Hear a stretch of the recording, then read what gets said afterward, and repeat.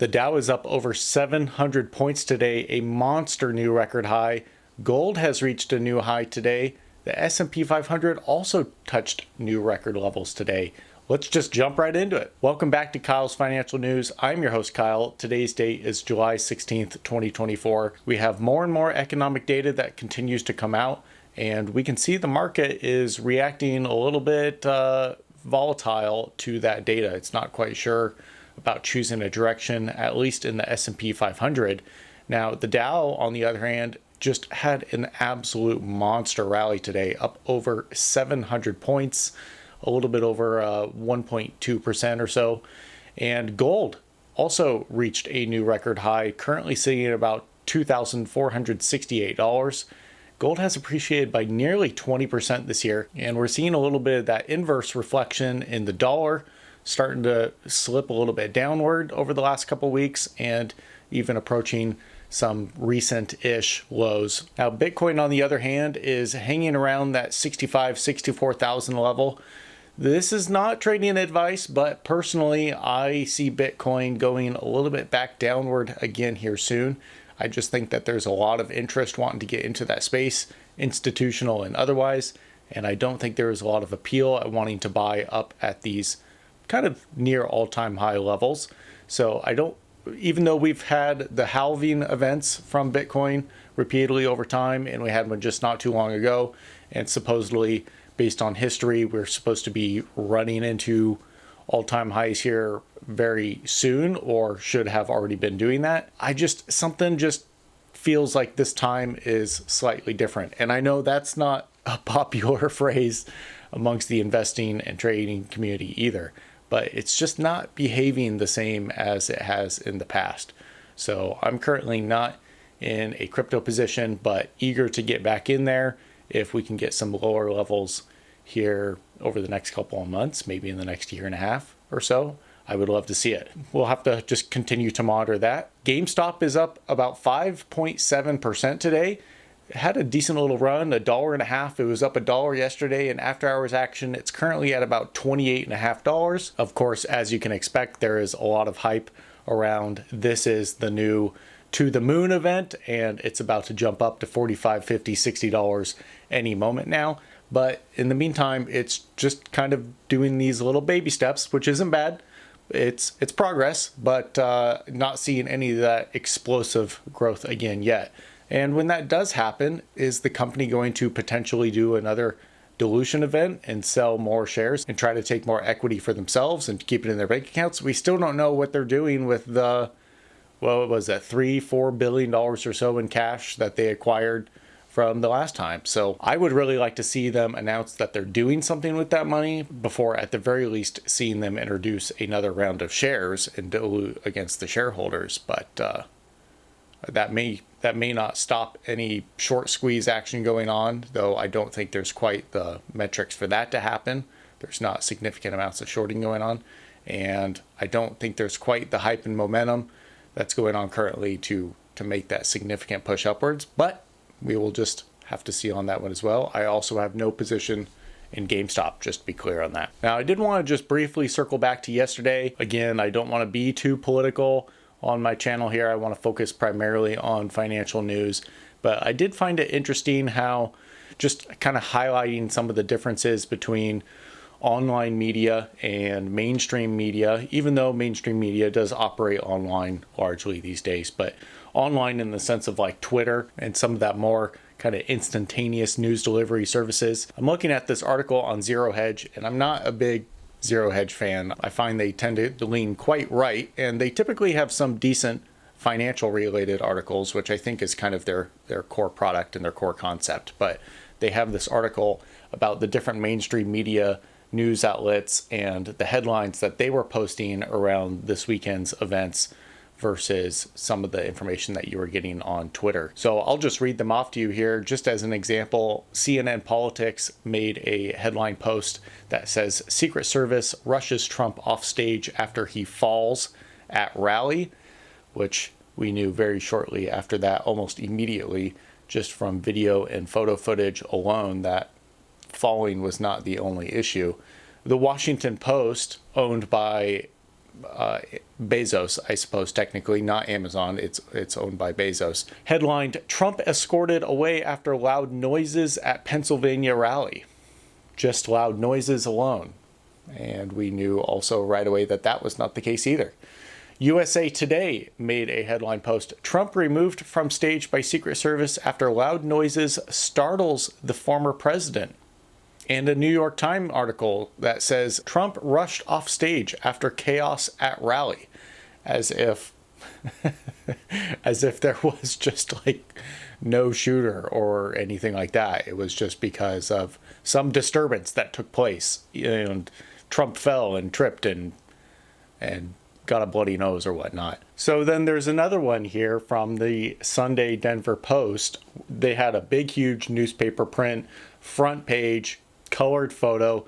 Trump is there holding his fist in the air, and the headline is "Gunman Dies in Attack," almost as if there's some sympathy being expressed for the gunman.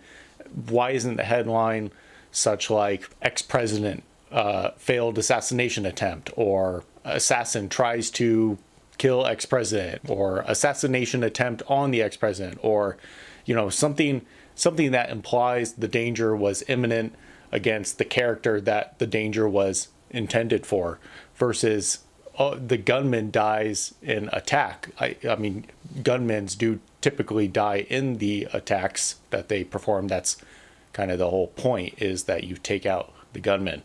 And there's lots of discussion going around online, on YouTube, on Twitter, on this and that and the other thing, around some questions evolved around just like why things happened the way that they happened, and so on and so forth. But that's really not, we'll find more data out regarding that as time goes on. But I just found it interesting how much the mainstream media struggles with getting this information correct, even though we all knew pretty quickly from just the immediate evidence that was provided.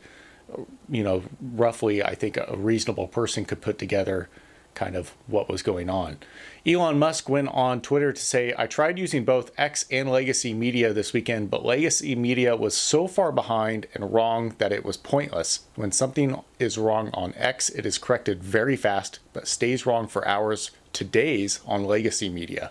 He also went on to highlight the user seconds reached a new record of 93 billion, supposedly 23% higher than the previous record within a single day. I didn't even realize that they were monitoring and measuring user metrics in seconds. I suppose that's how many seconds a user spends on the site actively through their webpage or whatnot, and then they just accumulate those all throughout the day and then use that as a kind of like a viewership attendance metric. I'm not sure. I should probably find more out about that. But it hit a massive 23% higher than the previous record. So I suppose the argument there is that people are more and more going to X for their news content. I don't necessarily always go there. I'm not a big news, I'm not a big non-financial news consumer in the first place. But I do have an X account, and I have it publicly available if you'd like to follow me there. I haven't really made any comments, but I thought maybe just over time I would be able to just reach to an audience out there to say, I'm not going to be able to make a video today, or check out my video about such and such content, or, just kind of stay in touch with followers.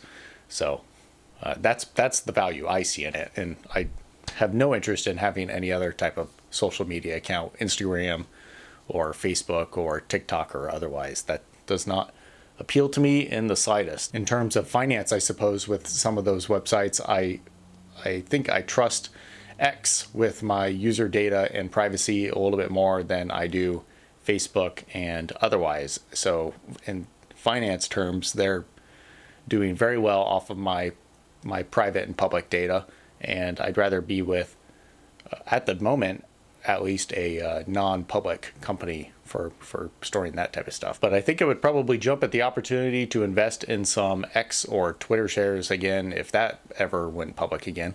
So yeah, maybe someday. Another thing that came to mind recently was just around high yield savings accounts and just the kind of some of the options that are out there. And I've made a video about high yield savings accounts in the past, and I will probably make more of them in the future because they're a great product that's available to the masses right now. I am currently working with Ally myself for my high yield savings account, but there's other options out there, and one of them that I see often being advertised is SoFi.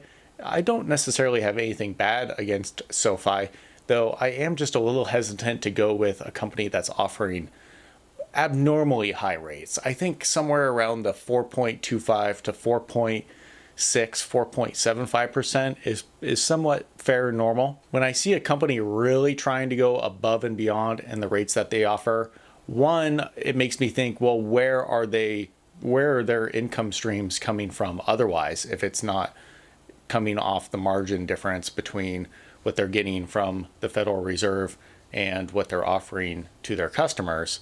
But, it makes me start to think, are they selling my user data? Are they maybe trying to weasel out income through some other kind of shifty methods? And not suggesting that that's going on at all with SoFi. But another avenue that I thought I would investigate is just the fact that they're both public companies. They both have stock available. And so I just looked at SoFi, which is currently trading around $7, $8, $9 a share, I believe, and Ally currently trading around $43, $44 or so.